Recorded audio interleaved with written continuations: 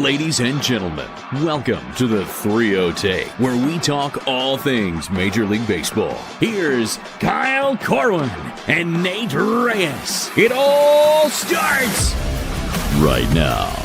Welcome back to the 3-0 Take, presented by Chinook Seedery. This is episode 526. I'll be your host, Kyle Corwin. I'm here with my co-host, Nate Reyes. Nate.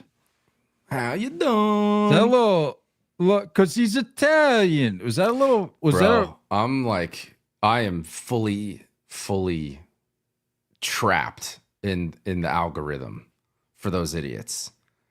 Somehow they've ended up on my feed too. It makes no sense. Train wreck, but I cannot not watch. Because he's Italian. I have to watch. It's that guy and then the two Boston guys that run the deli. Yep. And it's just... Hey, what are you subbing? Get out of here. How you doing? How you doing? It just comes in. Stupid. I love it. You know how we are doing? As good as we're doing? Not nearly as good as Vladito. Not nearly as good. Tell me about it. Nowhere near. Tell me about it. I know you got some thoughts. Let's get right into it. Let's talk about it. Vladdy Jr. mega deal from the clouds, but which we were told that the deadline was a deadline, and otherwise we're hitting the off season, we're hitting free agency, and then what? 2-3 weeks later. If that, come on. I'm not never dead. I'm not listening to this anymore. When people are like, when these guys are like, no, I'm setting a hard cap. If they want to talk to me about this after my deadline, it'll have to wait till the offseason. Otherwise, I'm just focused on playing ball. You're not the one doing the negotiating, first of all. Yeah. It's your agent. Yeah. Second of all, clearly that holds no water because you just got a mega deal done. And you know what? Good for you. And you and I made note of one particular element of this deal that makes him look even smarter. So good for Vladdy, but the whole no, I'm going to free agency. If they want to talk, we can talk. They can talk to me with the other 29 teams. Oh, okay. All right. Sorry. What are your thoughts?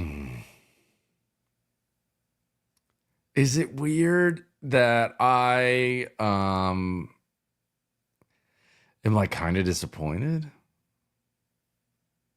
In what regard? Because in a weird way, I kind of am too, but I haven't quite made sense of it. Like I kind of wanted that. Yeah. I kind of wanted that in a way. I wanted to see where things would go. You know what I mean? Like, I think that number would have been significantly higher if the Mets would have been involved in discussions. I genuinely do. The Mets, I don't think the Mets are going to be legitimate contenders. I really don't. Well, they're going to be contenders.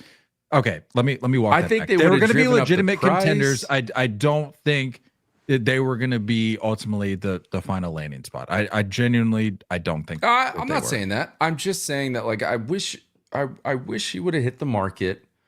I wish we could have seen a little bit of a battle. And I don't know, I'm in this weird place where I'm just out on the Blue Jays, and it's just an odd letdown. I can't really explain it. I don't know. Good for him, but I don't know. I'm just somewhat kind of bummed in a way. And I guess there is a little bit of a silver lining, if you can, because there was that chapter in this last offseason where you're Soto needs to just pick a spot and go. So that way the rest of the league, the rest of the dominoes of free agents can start to fall. You know what I mean? And I guess we're probably avoiding that because I haven't looked at the Knicks class, but like I think there's a significant drop off in the next offseason of when it comes to massive contracts for free agents. I don't think we're gonna have anyone in this neighborhood. Kyle Tucker, maybe. And we can get into that a little bit. But I don't see Kyle Tucker as like I think he's really good, but I don't see him in the same neighborhood financially, maybe. So I guess we maybe avoided like that annoying few weeks of everyone holding their breath and waiting for that domino to fall. But like, I don't know, I'm just kind of bummed. It's not annoying. We eat that stuff up, but after a while it gets a little old. But there is an expiration date to it. Yeah. Sure. But I don't think I legitimately don't think he was gonna. I mean, it would have been negligible, the difference. I think. Like, do you really think the price would have been that jacked up had he gone free agency? Mm-hmm.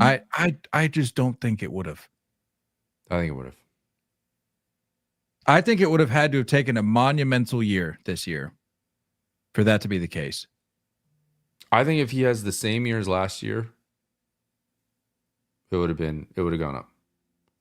I think that other teams would have driven that price up a little bit. I'm not saying anything crazy. I don't know if it gets over 600. Yeah, but 550, 560, 570, like. But like we talked about, how many teams were realistically going to be in the mix? I mean, you got to think Red Sox, based on their involvement in the Soto sweepstakes, the Mets, the Blue Jays, obviously were going to be in the mix.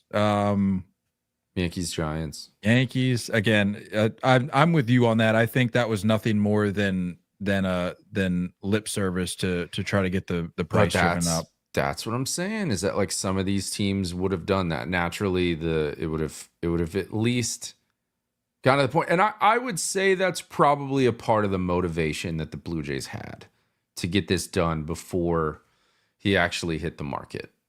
Like, don't even allow other guys to flirt with your girl. You know what I'm saying? Like, don't even allow that. That's your girl. Lock it down. I mean, to be fair, from what reports came through, it sounds like the Blue Jays they're cleaning the house, they're doing the laundry, taking him out to dinner multiple, not just Friday night, but like every night of the weekend and an occasional weeknight. You know, going out and getting their haircut every couple weeks. She getting spoiled, man, and for sure. It didn't sound like Vladdy was all that interested in reciprocating. At least that's the posture that he took. But the dinero talks. I go back to the last episode that we talked about Vladdy, when the reports came out that the Blue Jays were still interested in continuing the conversation into the season despite his, hard deadline. And we talked about it. We're like, this is exactly what he wanted. This is exactly the position that he wanted to take, that he wanted to put himself in, so that the Blue Jays would be like, no, Vladdy, we know we missed your deadline, but like, don't leave us, please. We need you here. We need somebody here. Can you be that somebody? And he's over there, I'll talk to the Yankees. I'll listen to anybody that wants to talk in the offseason. Okay. This is exactly what he wanted. And I think for me, at least, I won't speak for you, but for me, that was a little bit of a turning point, where I'm going, this whole time up until that point, I genuinely believed, and I said it on here, that I did not think he wanted to be in Toronto. And I listed out all the reasons why. And I believe that up until the point 2 days ago. Well, no, that's what I'm saying. When the Blue Jays came out and said that, we're going to continue this conversation, it didn't seem like there was much blowback from Vladdy. He seemed like he was all right with it. At that point, I'm like, okay, this was all just a game. This was just a negotiation tactic. And we get fooled into believing these things more often than not. But I looked at the situation in Toronto. I looked at what appeared to be just like a general dissatisfaction. I don't know. Like he seems to be in good spirits with the Jays, but I feel like he wanted something more. He wanted something different. He wanted to be in a different environment. And then when the contract news broke, I'm going, okay, well, clearly he wanted to be here more than I thought. And how much of that is driven by the dollar amount, I don't know. I'd be curious to find out. Yeah. But I mean, well, I would say dollar amount, and we kind of talked about this with like Soto finding his landing spot where there's not necessarily like a shadow. You know what I mean? Like there's not really a shadow in Toronto. Like who's their biggest name of all time? I mean, by the end of this, it very well could be him. It's going to be him. Like if you were telling me who deserves to have a statue in front of that state, like you can't. Joe Carter had a pretty cool moment in the early 90s. Like you have nobody, you know what I'm saying? Like don't get me wrong, great players have come through Toronto. And there's been, little stints of success for multiple players. No, some stints longer than others, but I get. But like there hasn't been like this like monumental Hall of Famer where you're like, he's a Blue Jay, he's our guy. So as much as we name these other teams that would have potentially been in on him this offseason, a lot of shadows. So I think there is a level to that. Maybe it's not just about the dollar amount. I think they checked his boxes financially, clearly. But I think there's also a level of like, there's a clear path for me to be remembered as Mr. Blue Jay. I guess. And that's kind of, I mean, not the same conversation because with the Mets, it's a good bit different in terms of who, like the shadows that you're talking about. There's more names, but like there's still the potential to be at the top. But even with that, like when we were talking about the same situation with Soto, like you're not going to be in the shadow of the Yankees, and even currently speaking, you're not going to be in the shadow of Judge if you go elsewhere. So it's like, okay, maybe that's the case with Soto, but I think with Soto it was very clearly driven by the dollar amount, and everything else that came with it, sweet shopping allowance and the like. But with Vladdy, I just do you really think it carried that much weight? Because I hear you. That's a completely valid reason to stay, but how much of it was the case for Vladdy? Because I'm going, is it worth it to lock myself in here essentially for the rest of my career for the next 14 years just so I can walk out of here? I mean, assuming everything goes as planned, Mr. Blue Jay. I think there's a part to it. I don't know what percentage I would give it, but I think it is involved in the decision. Otherwise, he knew his number. You know what I'm saying? Like he knew his number and he knew that somebody was going to match that this offseason. So it's like, all right, I'm here. Toronto matched it. They made this work. And I've got a clear line of sight to be remembered this way. It's pretty neat. And the fact that they were willing to work with this signing bonus, which is a huge, interesting feature to this whole thing. I don't know how it necessarily affects the team. Seems like it works the same way. Seems like it's like when you look up the contract, it's still a luxury tax hit if they're over that luxury tax threshold. It still gets thrown down as the 37-1. Is that what it is? All right, so here's the breakdown of the structure. According to the Athletics, Ken Rosenthal, the Blue Jays will pay $325 million of the deal to Guerrero in a signing bonus, while the remaining $175 million will be paid in salary. Rosenthal also added that both the signing bonus and the salary, quote, will be distributed in varying annual amounts over the 14-year term of the deal. Let me see here. While a $325 million signing bonus is pretty much unheard of in the world of sports, Rosenthal explained that the move keeps Guerrero's impact on the team's spending at a relatively low figure.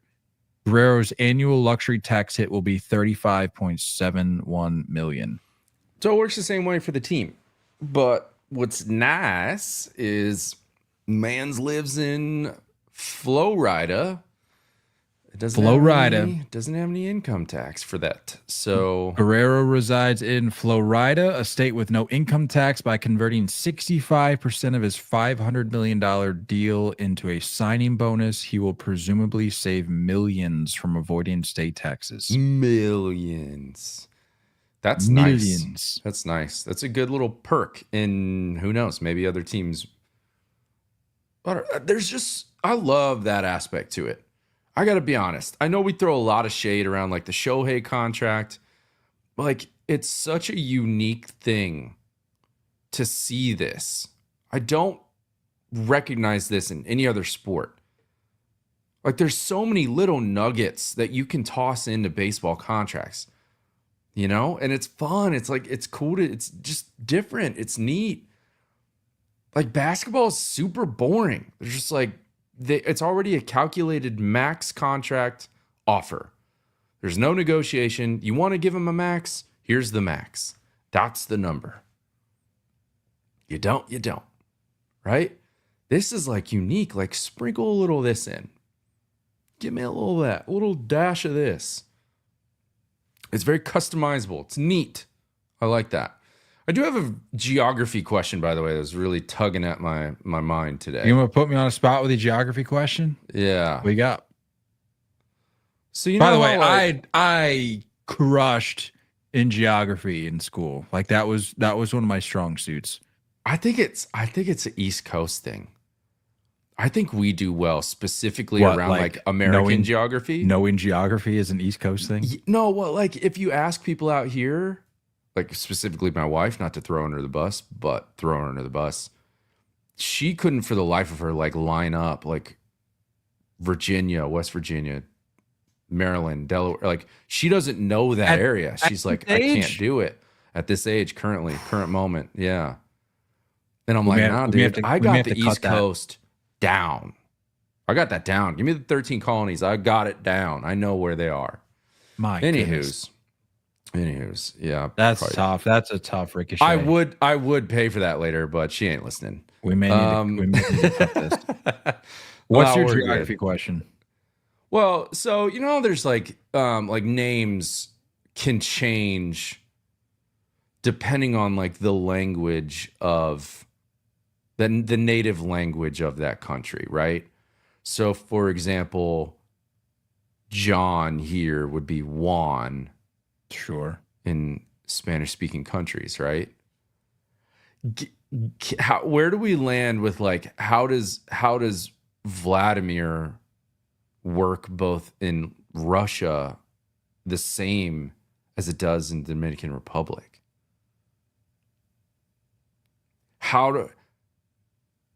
You know what I mean? Like, give me another Russian name that just slides on in to Spanish-speaking countries. I think it's a very valid question, and it's been on my mind today. I'm trying to look it up. I don't know how you looked that up. I think it's just Vladimir. Yeah, but like, how does that work? Like, you're just telling me that works perfectly in both countries with a wildly different language? I think some names just, they don't change. The name is the name. I don't like that. I don't like it either, but you know, he's got 500 million reasons to be okay with his current life setup. So I think he'll deal. You ever look at players where it's just specifically their first name and you're like, it doesn't fit? You ever do that? Yeah. And you're just like, it just doesn't, that's not you. Like if you look at Aaron Judge and Judge isn't his last name, you just look at him as like Aaron, you're like, not an Aaron.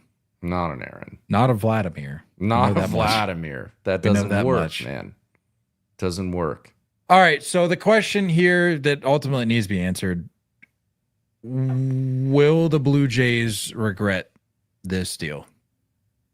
Again, it is a 14-year, $500 million contract. I may surprise you with this. I'm going to say no. Yeah, no, because mega deals work out all the time. Definitely. Here's my reasoning. Here's my reasoning. Obviously, you're not going to get that production on the back end. You're probably getting 7-8 years max of like heart of the order, quality, cornerstone, power hitter type numbers, right? And then the back end is like, it's definitely going to hurt. But my difference is when it's your franchise guy and he's only worn your uniform, I think it's a little different. I think it holds more weight. And you and I have always rooted for guys that stick around. We always like guys that keep the same uni on. And when you're talking about the amount of revenue that the Blue Jays are going to pull in because of him, and you're going to talk about like the amount of young fans that are going to grow up watching him and him being their favorite player and going to games and having his jersey on, and like all of that carries over. All of that is like a generational player. And I'm not saying generational talent like you only get one of these guys once in a generation. I'm talking about a generational player for that fan base. That player is their favorite player. And we're talking about a long period of time. I think there's a lot of revenue that comes with that. And I think it says something of like, we're paying you for what you've done so far. We're paying you for what you're going to do. And we're paying you for the legacy you're going to leave for our franchise. And when you talk about other teams, vis-a-vis Angels signing Albert Pujols for all of the work he's done as a St. Louis Cardinal, it's like, that doesn't hit the same way. And it is going to have a stench towards the end of that contract. This is like, no stench. This is our guy. He's always been our guy. He's always going to be our guy. And then, I don't know, they swing and miss so many times on so many different players. They finally did it. That's nice. That's nice. You talk about there not being a stench. What the stench is going to be is when Vladdy is trying to be generous here. When Vladdy's, I give him the 35. That was the number that was in my head. When Vladdy's 35 and it has completely lost the limited athleticism that he has. And we're essentially looking at yet another. And honestly, I feel kind of, you talk about stench, I feel kind of gross even making this comparison because they're not in the same league. But when we get to a stage of Vladdy Jr.'s career where we're looking at a Miggy situation where it's like, okay, we're just rolling this guy out here, but good for the legacy. And like, he'll have a statue here. Like, and that's Miggy. That's one of the greatest hitters we've ever seen in of this generation. I think but I think the better comp would be Big Papi, because I think the power numbers are better than Miggy. I think the power numbers will end up being better than Miggy. I think Miggy's a better hitter. I think he'll go down as a better hitter, but I don't see power dropping for him. And what we saw Big Papi do in his late 30s, I think that's something that's still doable for a Vladdy. You could still see 30, 35 home run type years in his late 30s. Miggy, okay. You want me to read Miggy lost all pop. No. You want me to read you Miggy's numbers from 2004, his first full season, to, we'll take it to 2014, like 10, 11-year span. Home run totals: 33, 33, 26, 34, 37, 34, 38, 30. Oh, and then in 2012, 44, led all of baseball. 44 the next year. Triple Crown year, I think, right? 25. Yeah, that was a Triple Crown year. But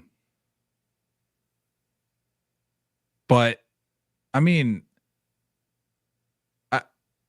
you're telling me Vladdy that's not a good comp in terms of production from the power side of things? And again, that's Miggy. That's one of the best. More. I do think he'll produce more. What? Let's hop over to. How many has he had so far? What's the comp there? Let's hop over to Vladdy's page here. Vladito. He put up 48 in 2021, 32 in 2022,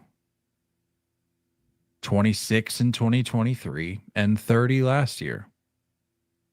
I think it's a good comp. I hear you. I'm thinking of the body type. I'm thinking of the violence of his swing.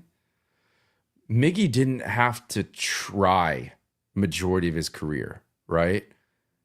Where it was just like, it was kind of effortless. He ran into balls and they ended up leaving the yard. I think he's a more complete hitter. I think he's a better hitter. I think Miggy is a top 5 right-handed hitter of all time.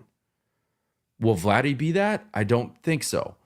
But power-wise and controlled violence of a swing, that's what makes me think Big Papi. Are the average numbers going to go down? Absolutely. Are the on-base numbers probably going to go down? Absolutely. I think that the power numbers stay consistent longer because what are the last 5-6 years for Miggy? In terms of home runs? Yeah.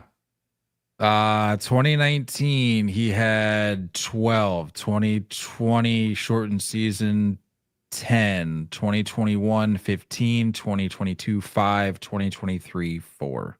That's what I'm saying. I don't think that fall off is going to be as crazy for Vlad. That's a big fall off. I just don't see it. This guy's going to be a full-time DH by that point, and he's going to let the body go and just be mass. Just be thick old mass. I guess. I don't know. And look at the body type. Look at the body type of where Miggy started. Sure. You know what I'm saying? Yeah. Look at the body type of Vladito when he started. I'm just saying I just don't think I see it aging well because is keep the receipts. We'll visit this. We'll run this back in 14 years. How many mega deals have worked out? That's what it comes down to. I'm not saying it works out. I'm not saying it works out. I'm not saying that. So you're saying that it's not going to work out necessarily, but you're saying they won't regret it? Is that what you're saying? Yes. I'm saying that there's no regret behind signing your guy, your statue. Like there's no regret to committing to that because what he's done, what he's going to do, and what the legacy is going to leave, I think is all worth the money. But that conversation only happens if it's your guy wearing the same uniform the whole time. If you, again, using the analogy of the Angels bringing Albert Pujols over, it's like, no, you just paid him for everything he did wearing a different uniform.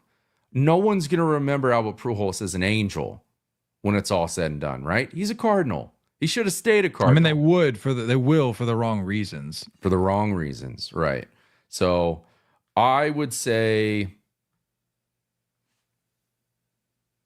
this is a good contract for the Blue Jays. It's clearly good for Vladimir Guerrero Jr. and good for Vladimir Guerrero Jr., and all the juniors. That's true. That's generational. That's big life-changing money there. Trying to stay positive, man. Good for you, man. Good for you. Now let's save this receipt. We'll come back to this in 14 years. 14 years. Yeah. Okay. No, I'll make a note of it. All right. I'll set a reminder in my phone. He'll be 40, by the way, at the end of that contract. So Yeah. I think Dad did it, didn't he? what? I think he played into 40. Yeah, didn't he finish with Baltimore? Wild, by the way. Wild. I remember Is that where he ended up? when I was a kid, Yeah, Baltimore, 2011. one of the most impressive things I've ever seen. He was 36, by the way. Really? I would have guessed. I thought Well, for sure he made it to 40. Yeah. That's if his birth True. certificate was Yeah. accurate. Fair. One of the most impressive things I've ever seen on a baseball field. I remember when I was a kid going to an Orioles game, and senior was an Angel, and I don't know why they were doing something during BP, and senior was in right field and like up against the wall in Camden, like on the track. And he launches it like 6 or 7 rows past the dugout on the third base side. And I was just like dumbfounded of what I just witnessed. It was just one of those things where it just stuck in my mind, where I was like, I've seen a few impressive things on a field, like live in person. And that's not even during a game. It's just like letting it eat, and just, it's just crazy. I think they're cool, man. They're good athletes. And Papa's got to be real happy. You know who ain't happy, though? Oh, where are you taking this? Mr. Bo Bichette? Like, is he getting a call? Is he going to get a call at any point? He said nothing's on the table as of right now. Mr. Kirk is getting extended, but Yeah, not even a call for Bo? Crazy.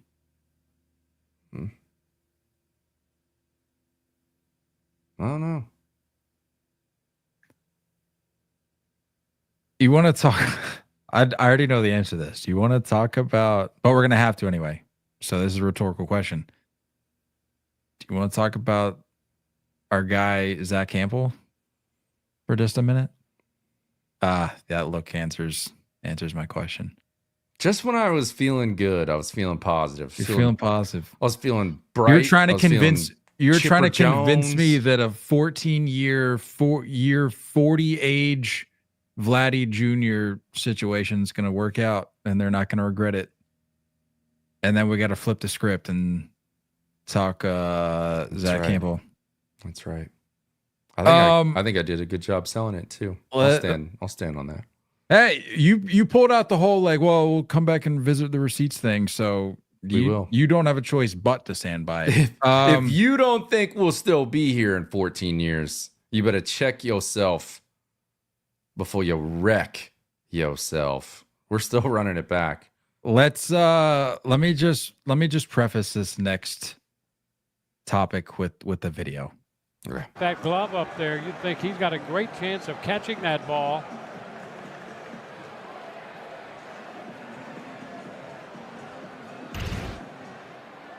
After review, the call on the field stands. It is a home run. All right, so here's Weenie. the deal. Here's the deal. I've seen far too many people saying that the ball was well out of reach and that Zack Hample was fully in his right to make the catch that he did. Okay, sure. I'm not going to sit here and try to play Monday morning quarterback on a play. I mean, you and I On a Wednesday, even. Mm-hmm. You and I have, I mean, we've been in a situation where we're like out at World Baseball Classic. We were literally just talking about this the other day. You're shagging BP, you're shagging some home runs. It happens quick. So it's not like you have time to sit there and think like, oh, I gotta like back off here. That stuff gets on you quick. But this guy, for some reason, he's everywhere. It makes no sense to me. And people say, well, he's just a man enjoying his hobby, enjoying his passion. What is it to you? Okay, this is the guy. This is what we're looking at here. He's got a GoPro. It's right above his glove. He's got a GoPro on his hat, and he's taking pictures of the Jumbotron that he's on. So, like, with a T-shirt that has his name on it. that has his name on it. Y'all can defend Zack Hample if you want. I will not be one of those people. I mean, I don't get it, dude. I don't get it. How there's people that can defend this guy? I don't know. I'd like to know who in the world wants to subscribe to his YouTube. Takes the ball essentially, well, I won't say out of Christopher Morel's glove, but essentially eliminates any opportunity of him being able to rob the home run. He's got almost 700,000 subscribers on YouTube. That's a lot of Hample believers, a lot of Hample truthers. His last video had 88,000 views. I don't get it, man. I don't get it. I don't understand. I think he's the least likable. One of these videos has him licking an ice cream cone. It's crazy. As the graphic. I don't like this guy. And we were I don't just talking- want to we're- like this guy. I don't care. We're if just you talking are mad at me for not liking this guy. We were just talking about this before we hopped on. There are spray charts in Major League Baseball. Like they know, like you see, I mean, well, before the ban and all that stuff, but like with shifts and things, like you have people whose job it is to determine where to put these people, and they're right less often than Zack Hample. Zack Hample is right more often than the teams that are on the field. It makes no sense to me. I don't understand what data he's pulling from that these teams don't have access to.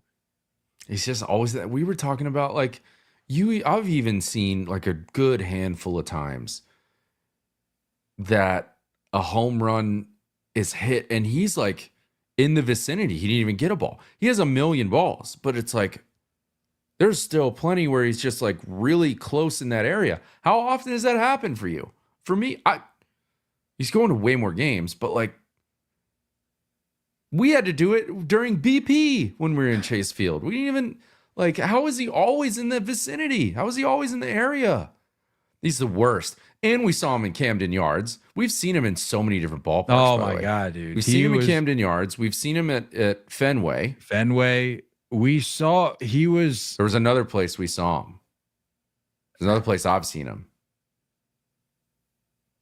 I think I've seen him in Yankee Stadium. He was trying to track down, if you remember, when we were in Baltimore for that ALDS, he was trying, and I remember hearing him say this. He was trying to get Gunner's first postseason home run. Yep. And I'm like, I mean, cool. Like, so is everybody else. But like, it got to the point where people were calling to like block this guy out from letting it happen. Yeah, we were like standing above the scoreboard.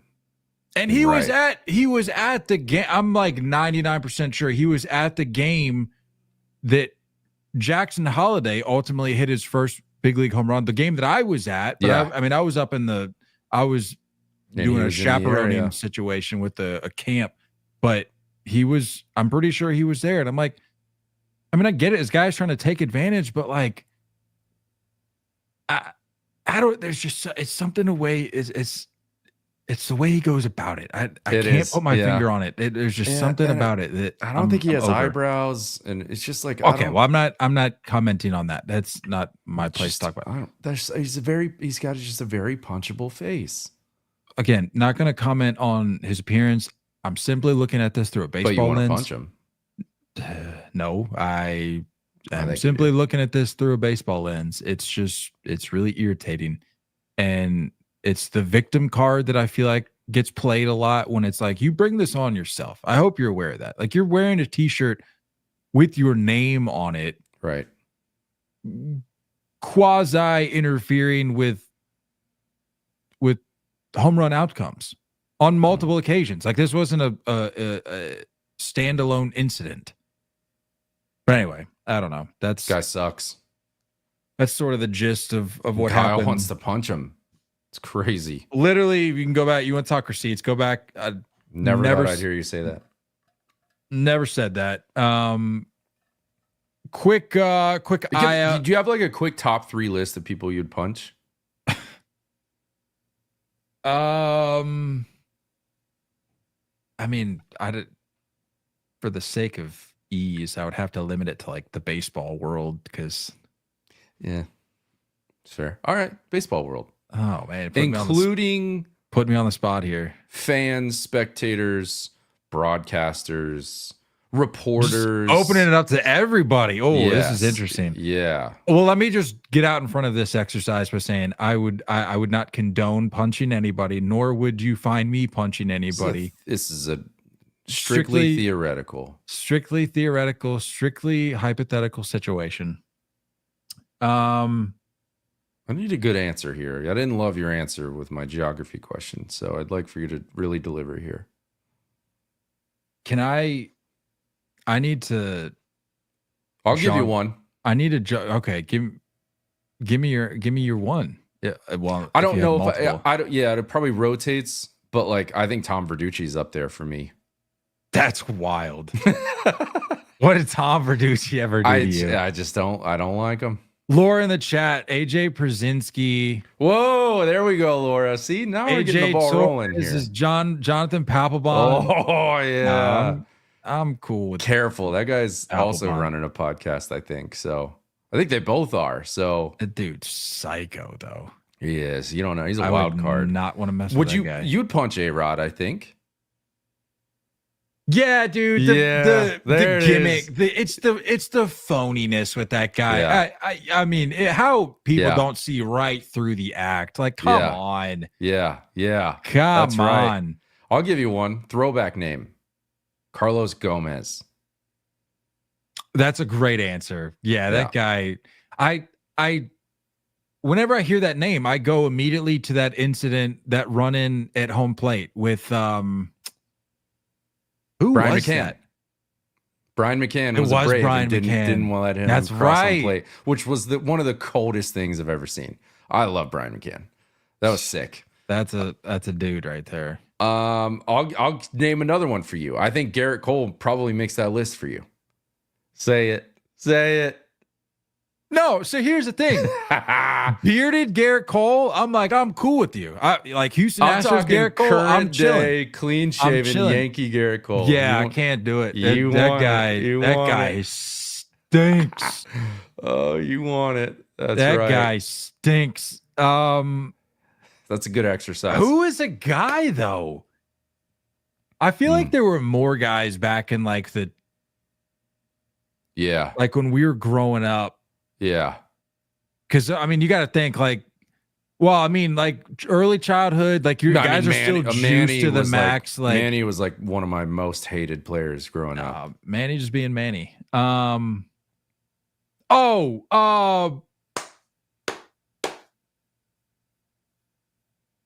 a blank. It was a pitcher. Who do you play for? I don't know why my mind went to the White Sox. The White Sox? A pitcher on the White Sox? Yeah, it wasn't like Mark Burley? No, it wasn't current. Drawing a blank. How old are we talking here? I mean, it would have been like 2010s, I guess. A-Rod. A-Rod's up there for you. Garrett Cole. Oh, dude. I got a guy. Pulling one from the trenches here. Chris Archer. Do you remember Chris Archer? Oh, yeah. Wow, that guy never really affected me that much. Oh, I couldn't stand that guy. There we go. Oh, there we go. Goodness. The gloves are off. Now we're getting somewhere. Chris Archer. Oh, and what's up with the pitchers? It was another pitcher. It was Something about pitchers, man. It pissed me off. How could I forget? Number one on the list. Number one on the list by far. More than A-Rod. More than A-Rod. More than no. I'm cool with Roger Clemens. He was. I mean, I didn't like. That guy would eat that punch, by the way. Oh, for sure. Sure. Couldn't stand the guy being a Yankee, but like, whatever. Like, looking back, whatever. He would wear that with a smile. That guy was a gamer. Number one on the list for me. Don't know how this didn't cross my mind immediately when you asked this question. Marcus Stroman. Marcus Stroman can take a hike. Marcus Stroman. That's all I'm going to say. Yeah. Well, good news is you won't see it because we're blocked. That's true. That's true. Yeah, I'm not gonna. Good stuff. Not gonna go any further with that. But good yeah, stuff. That's probably my list. Oh man, that's a good midweek pod exercise. In the chat, Laura Archer was nice to you though. There's no doubt in my mind. Kind of nice. Yeah, no doubt in my mind. But again, we're not saying like who's somebody you want to go like grab a drink with. No, you asked me like punchable face, and for some reason, I don't know what it was. Maybe it must have been like his a big thing with me. And funny enough, it seems to trend or it seems to track with some of my other picks, A-Rod, Stroman. If your mannerisms or like your antics seem like just over the top, or like you're very demonstrative and you're not just like kind of, like little equilibrium action going on, just like mellowed out. I'm like, it's doing too much for me. Doing too much. Also, another pitcher that kind of irks me. We don't need to keep going on this list, but Robbie Ray for some reason. Oh, whoa, just ricochets, man. It's something about it. Don't know. Don't know why. Crazy.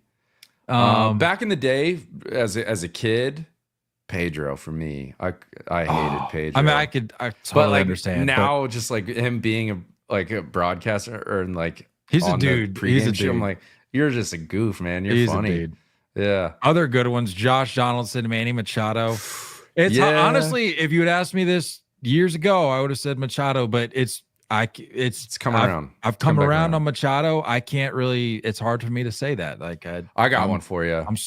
I got a current one that I hope never would see this. Let's cap the exercise with this. This better be good. I would 1000% backpedal hard if I ever met him in person. No doubt, as we would with pretty much it. Well, minus Stroman, whatever. Tommy Pham. Pham. You would need to walk that back. I would need to. That guy would eat me for lunch for sure. For sure. But his ears are probably twitching right now. Oh yeah, I think he knows. He's like aware of anyone. He knows. He's like, catch me sometime, bro. Just wait. Better make sure you're not getting a knock on the door later tonight. Yeah. But I just don't like that guy. Fair enough. He's a Yankee killer. Just whatever team he plays for is just hits against the Yankees. It drives me crazy. I love it. Oh man. I love it. Just a little IL update. Jackson Merrill placed on the 10-day IL with the right hammy strain. Yeah. Justin Steele, unless you had any comment on Jackson Merrill. Justin Steele placed on the 15-day IL with left elbow tendonitis. Uh-oh. Wyatt Langford, who's actually off to a pretty hot start. Yeah, so's that lineup. Very much so. Placed on the 10-day IL with an right oblique strain. Love me a good 10-dayer. You know what I mean? It's just like there's optimism there. 15 days is where you start getting a little scared. Yep. The Orioles placed their ace, their number one, their huge, massive offseason addition, opening day starter, Zack Hample, on the 15-day IL due to a right lat strain. So huge, massive blow for the O's, losing their ace. What's the international guy they got? Sagano? Yeah. Didn't he get hurt too? Did he? I thought he was healthy last I checked. I don't know. I had him in fantasy for one start, and it didn't look good. So I was like, yeah, I'm moving on. And I think he got hurt. He was like day to day at that point, but I don't know if he ever came back. Just a thought, just an interesting nugget. I think he's all right. All right, cool. Got his first big league win the other day against the Right, Kansas City Royals. Maybe I'll pick him back up. But yeah, just huge. I cannot stress enough the impact that losing your ace for 15 plus days will have on a team like the Orioles, who are just, I mean, some optimism for the Orioles, super deep with high caliber arms, super deep with elite stuff on the bump. I mean, ace after, I mean, that's a rotation of aces. Loaded. A The offense is rotation, the problem. a rotate. Yeah, I mean, talk about. Figure it out. You might not see a pitcher for another American League team pitching the All-Star game.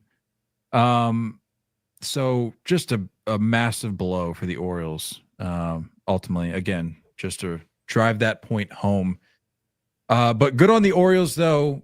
Like I said, they're deep. They acquired a lot of elite arms this offseason. Yeah, they're so really good offseason. They should be all right. So yeah, just They're really stacked. really want to drive that point home. Massive blow for the Orioles. Victor Robles capping it off here. Did you see that catch he got tangled up in Against the net? Yeah, not good. He's going to miss at least 12 weeks with a small fracture in the humeral head of his left shoulder. Yeah, dude, the way it hit and like went behind him. Some would say if that net wasn't there, might have been a better result. Might have been a better outcome. Some would say. Some are saying.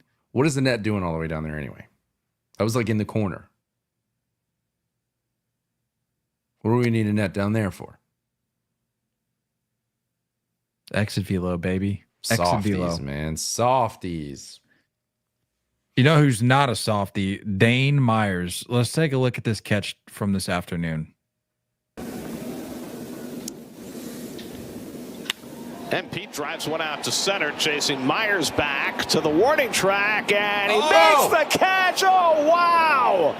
Another great catch by a Marlins center fielder. This one ends the game. Wow. Yesterday it was Derek Hill.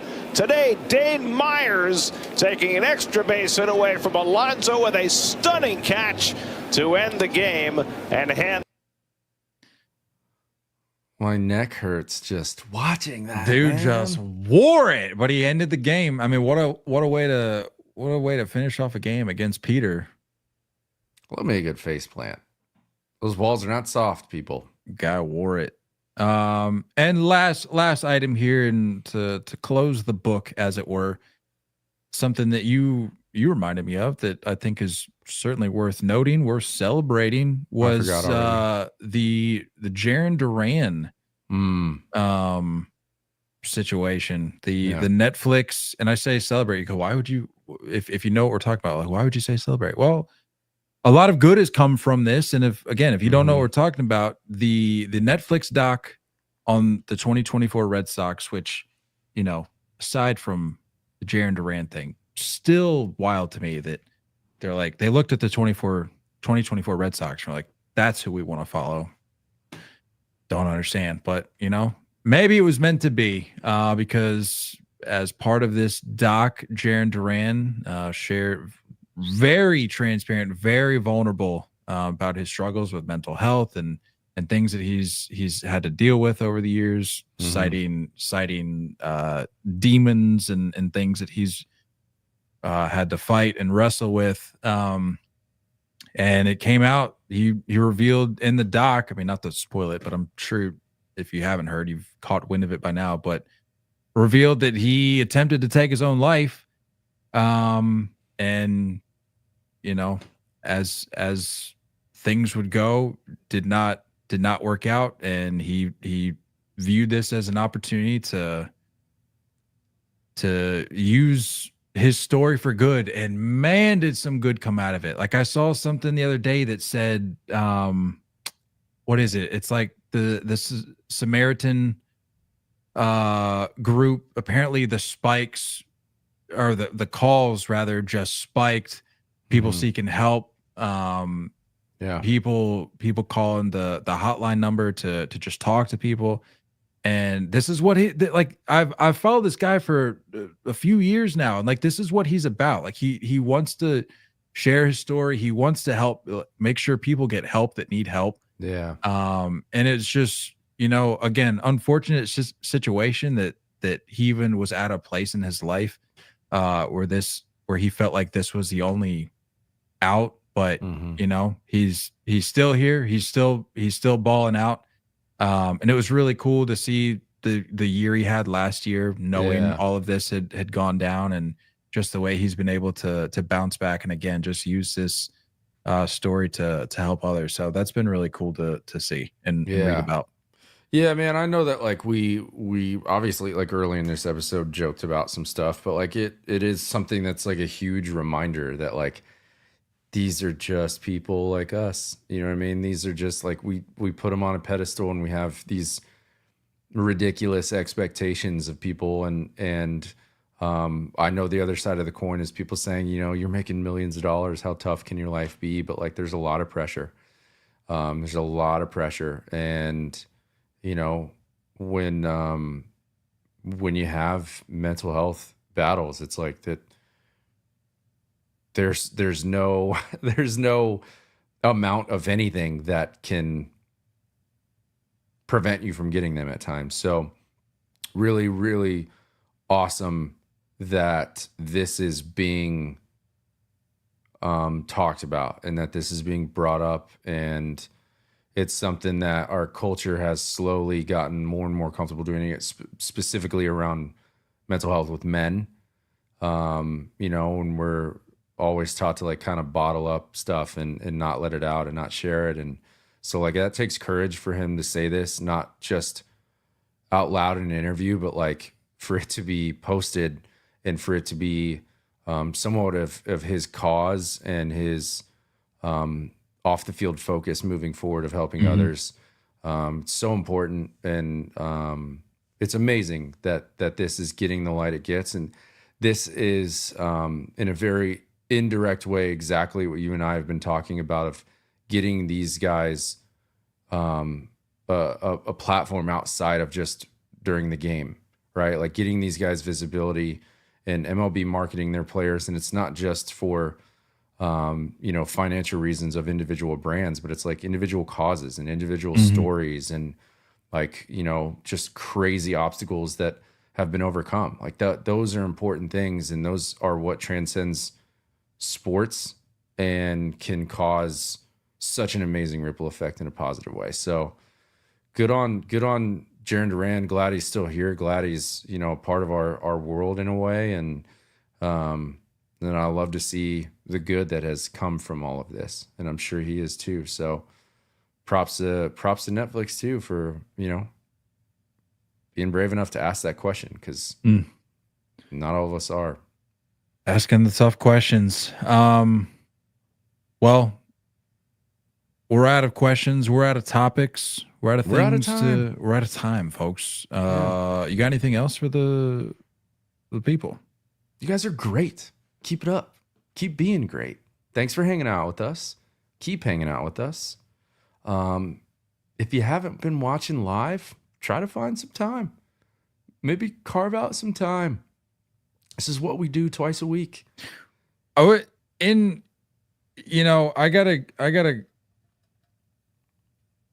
gotta just be fair to the listeners, the watchers. We're not the greatest at setting consistent times with these things, like at all. Yeah, we're terrible at it.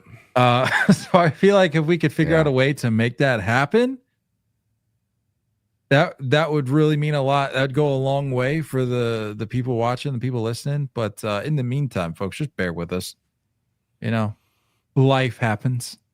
We do what we can to be consistent, but sometimes things just get a little. We ignore as much work as we can. Okay. Well, I won't go on record as saying anything. Oh yeah, like you haven't in the past. Like yeah. You went on the record about wanting to punch some guys in the face, so that's Honestly, that's progress in my mind. Pretty sure I qualified that by saying this is purely hypothetical. You're the one that said you would try to throw hands with Tommy Pham. You're on record as saying that, and I'm gonna go ahead and clip that. Please use that don't. as a receipt. Go ahead and use that as a receipt. That's not cool. That's not and cool. I may even dox you. I don't know. Like just I don't think that's nice. I mean, I'll give you the I'll be decent enough not to tweet it publicly, but I'll just DM him like, hey, dude, here's his phone number, here's his email, here's his address. I know this is roughly around the time that he's home from work. I don't do think with this information it's nice what you that we're will. just outing each other. Yeah, I was gonna out you about something.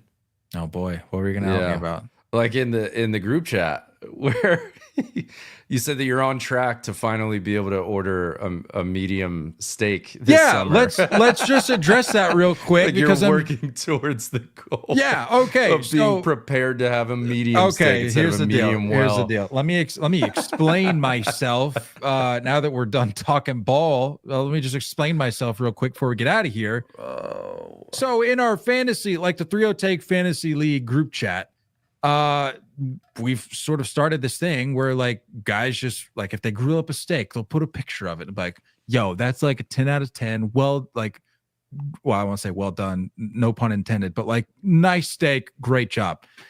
And so somehow it got like outed that, or it got brought up that, you know, like, well, Nate just destroys my eating habits any chance he gets. But anyway, I was explaining that, you know, when I was a kid, I would only eat steak well done, which I know is basically like you're chewing a tire. But then I said, I'm up to a medium now, or no, medium well. Uh-huh. And I'm 30, mind you, I'm 31 years old. So do with that information what you will. And all I said was that I'm working my way towards, what did I say? Medium? Like you said that's next you're working up. your way towards medium and you should be ready by this summer. Yeah, because who's just randomly eating a steak in like, well, and now it's April, but like who's randomly eating a steak, like grilling one out on the deck in late March? Unless you live out there, which I don't. It's still cold out here. You're telling me you didn't hit a Texas Roadhouse since last summer? No, but that wasn't part of my journey. That wasn't part of my path. When it gets warmer, when the grills start coming out and people start asking, "Hey, how do you want it cooked?" Or if I'm at a restaurant, "How do you want it cooked?" I'm gonna say medium. I've had medium steaks before. I'm just saying, I'm gonna get to a point where that's like more of a regular thing for me. So go ahead. Is there a time that a medium rare is ever in the mix? Do you foresee that in your future? That just doesn't seem enjoyable to me. Like I think medium is fine. Like it's a visual thing. Yeah, but like it's also for me, it's a taste thing too. Like medium has enough flavor to like check. I'm not some like steak snob. Like medium checks the box perfectly for me. So you know what? Hey, next time I get a steak, I'm gonna get it medium and I'm gonna enjoy it. So whatever. Should be ready in a few months. Go ahead and try to out me all you want. I'm What about a burger? There's too much going on. Like it's not gonna be as noticeable or make as much of a difference to me. A steak, it's just a steak. The temperature, how you cook, it's going to make a huge difference. So that's where I'm going to focus my efforts in growing as a consumer of the culinary goods. Sure. But you know, burger, maybe I'll dabble in a medium too. That's fine. Whatever. I'm so proud of you. Thanks. So proud of you. Keep it up, man. This guy will take any opportunity he gets to out my Chipotle order. Any chance he gets. Rice, chicken, cheese, a little sour cream. That's not my bowl actually. Tortilla at all. on the side. And I eat it plain. I eat the tortilla by itself because it's a nice snack. You eat tortilla chips, do you not? It's the same thing. Anyway, let's get out of here. That'll do it. I dip my tortilla chips. You dip them in anything. By default, but if need be. Anyway. You worry me.